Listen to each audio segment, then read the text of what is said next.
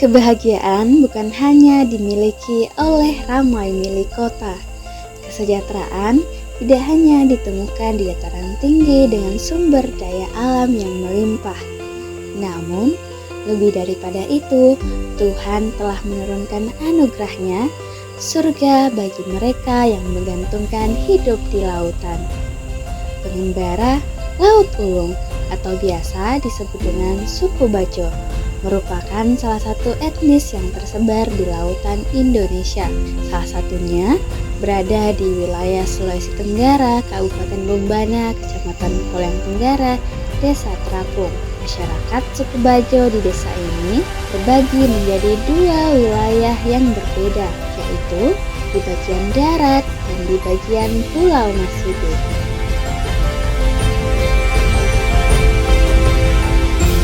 Pembagian Desa Terapung ini menjadi dua wilayah, yaitu disebabkan karena adanya kejadian alam dalam hal musibah, yaitu berupa air pasang yang melanda daerah Kepulauan Pulau Masibu ini, sehingga pemerintah daerah melihat bahwa ini perlu ada perhatian dan sifatnya khusus diberikan kepada masyarakat terdampak untuk dilakukan pemindahan atau penanganan darurat.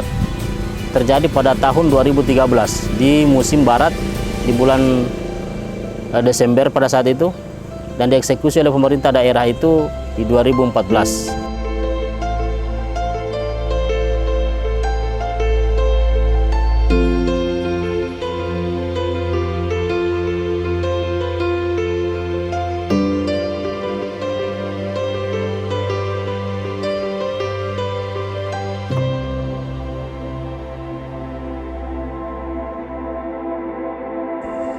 Orang-orang berkata, laut dengan pesona yang indah adalah surga.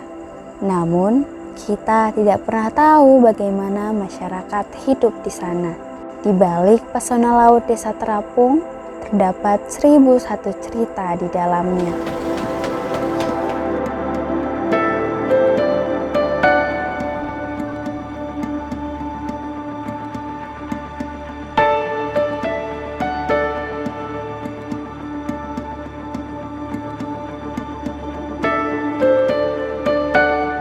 Pekerja rumput laut, petani rumput laut untuk daerah sini paling hanya sekitar 20%. Yang sisanya 80% itu rata-rata memancing.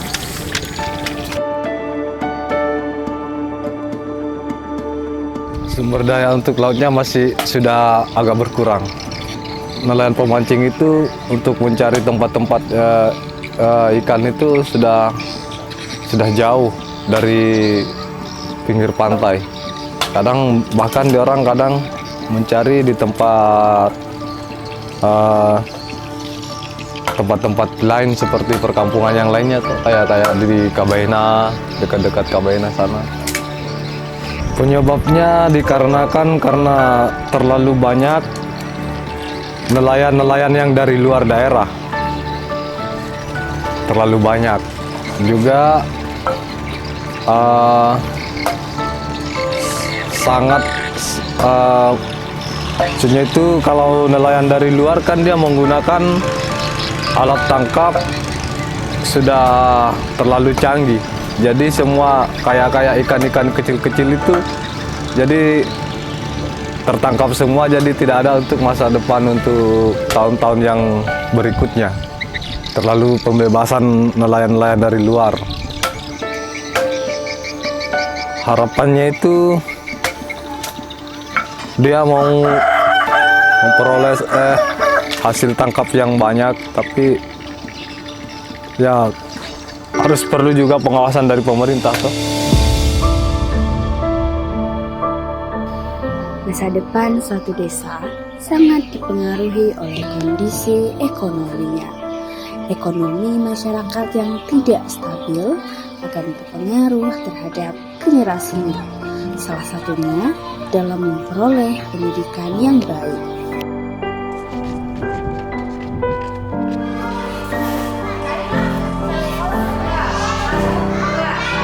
Waktu kepala sekolah yang lama, aktivitas belajar mengajar yang di Pulau Masibu sana tidak ada. alasannya bahwa masyarakat di pulau sudah dipindahkan daratan. Jadi untuk kegiatan di pulau itu sebenarnya tidak ada. Tapi saya memprihatin dengan anak bangsa ini sesuai dengan undang-undang pendidikan, kita mencerdaskan anak bangsa. Setelah saya aktifkan kembali, mereka ya berantusias dengan adanya beberapa guru teman yang mengajar di pulau, sehingga anak tersebut rajin ke sekolah. Walaupun kondisi sekolahnya sangat memprihatinkan, tapi mereka tetap datang ke sekolah.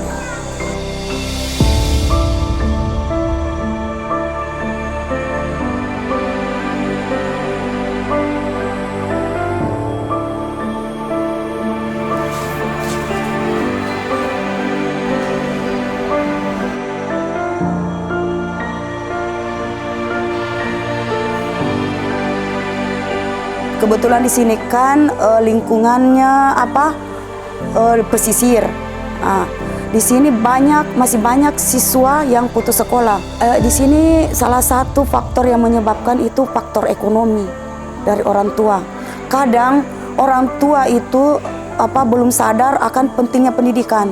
Kadang mereka membawa anaknya untuk melaut. Kadang berhari-hari, bahkan berminggu-minggu. Sementara di reguler itu kan batas izin itu cuma 3 hari. Mungkin itu salah satu faktor sehingga masih banyak putus sekolah.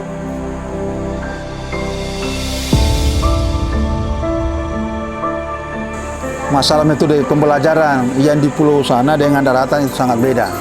Kenapa yang di pulau sangat memperhatikan? Karena di pulau masuk sendiri tempat mereka duduk kurang, bangku dan meja. Kemudian ruangannya hanya 2, rondelnya dari kelas 1 sampai kelas 6, sehingga proses belajar mengajar yang di pulau daratan sangat beda.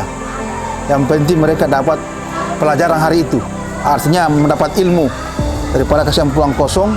Ya, kalau daratan tidak lengkap, hanya gedung yang kurang di daratan sini, karena untuk tenaga pengajarnya lebih. Kemudian satu ruangan itu sudah 40 orang siswa. Sebenarnya standar nasional tidak bisa, harus 20 orang satu ruangan. Itu menghambatkan proses belajar mengajar. Tapi 2 bulan kemudian ini saya sudah bagi, ada yang masuk siang, ada masuk pagi, sehingga proses belajar mengajar bisa terkontrol dengan baik. Sekarang masyarakat mulai melihat kondisi anak di sini selama tidak pernah belajar, dia mulai butuh perhatian lagi untuk supaya pendidikan anak di sini diaktifkan kembali. Nah, itu dulu kan. Sehingga alhamdulillah ada lagi kebijakan dari kepala sekolah untuk menurunkan guru-guru di sini, sehingga anak-anak sudah mulai aktif belajar. Hanya kekurangan kita di sini fasilitas sekolahnya adalah mulai dari mobilernya seperti kursi, meja. Karena di sini kan anak-anak sementara belajar masih melantai. Nah, itu yang perlu diperhatikan. Itu butuh perhatian. Tiap hari melantai terus, pokoknya melantai belajar. Dulu lengkap semua ini, lengkap semua dulu sejak belum perpindahan. Lengkap ada kursi, mejanya, lemari, lengkap semua, utuh semua dulu ini. Terjadinya perpindahan, makanya kursi yang ada di sini semua, meja dialihkan ke atas semua, gitu. Lengkap semua ini. Sejak saya tamat di sini SD, sejak tahun 96. Saya tamat di sini, lahir di sini. Masa ingat semua ini, utuh semua. Satap ini dibangun 2010. 2010. Ya. Perpindahan 2013.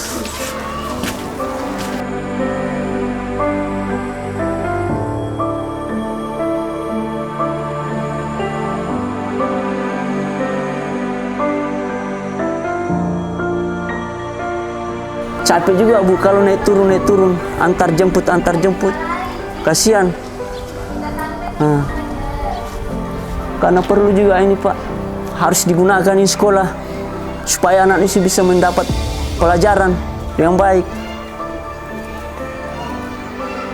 Satu yang saya tekan ke garis bawah masalah pendidikan di sini Pak, supaya mudah-mudahan ke depannya ini bisa menjadi lebih baik lagi. bisa lagi sama lagi dengan teman-teman yang lain di atas. Nah, itu yang perlu perlu digarisbawahi. Masalah pendidikan di sini perlu diperhatikan sekali.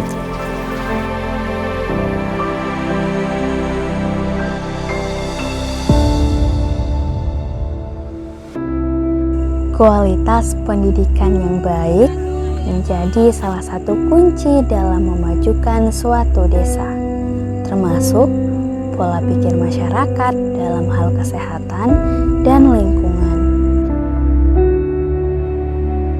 Kalau untuk anak-anak seperti yang biasa saya ini perhatikan dan saya lihat, ada dua penyakit sering dikena anak-anak di sini.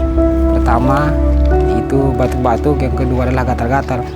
Mungkin orang tua mereka masih kurang peduli dengan kebersihan anak-anaknya sehingga menimbulkan penyakit yang demikian. Ini sudah di belakang saya fasilitas yang tahun lalu setelah relokasi, inilah penampakan fasilitas kesehatan. Kemudian untuk saat ini fasilitasnya sudah banyak yang rusak yang perlu direnovasi kembali.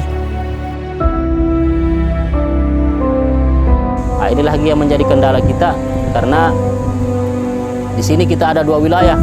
Ya, tentu dalam pelayanan kesehatan untuk di daratan mungkin masih bisa kita lakukan pelayanan 24 jam.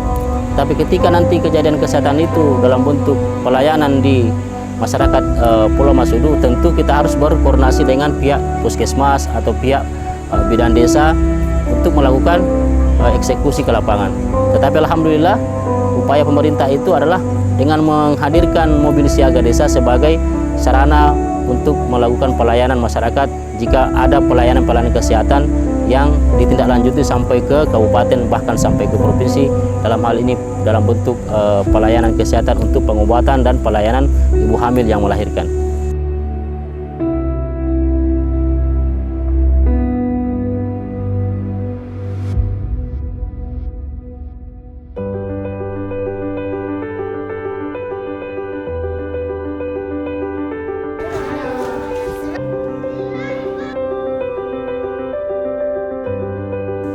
Saya selaku pemerintah, Kepala Desa Terapung berharap kedepannya Desa Terapung ini menjadi desa yang maju sesuai dengan visi misi kami, ya, gotong royong membangun Desa Terapung yang jujur, adil, sejahtera menuju desa yang maju. Kemudian harapan yang berikutnya adalah kami berharap kepada generasi-generasi sebagai penggerak nanti kampung ini, sebagai nanti penggerak daripada desa ini, bisa memiliki pola pikir yang cerdas, pola pikir yang sifatnya membangun dengan cara meningkatkan kualitas atau meningkatkan keinginan sehingga termotivasi untuk senantiasa menjadi generasi-generasi yang cerdas, generasi-generasi yang terdidik, tentu generasi yang memiliki budi pekerti yang baik. Ya, apalah artinya kecerdasan tanpa diiringi dengan budi pekerti yang luhur. Tentu budi pekerti yang luhur ini harus dasari dengan kedekatan diri kepada Allah Subhanahu wa Ta'ala sebagai penguat iman, sebagai benteng daripada pergaulan sehari-hari sehingga terhindar daripada generasi-generasi yang salah jalur.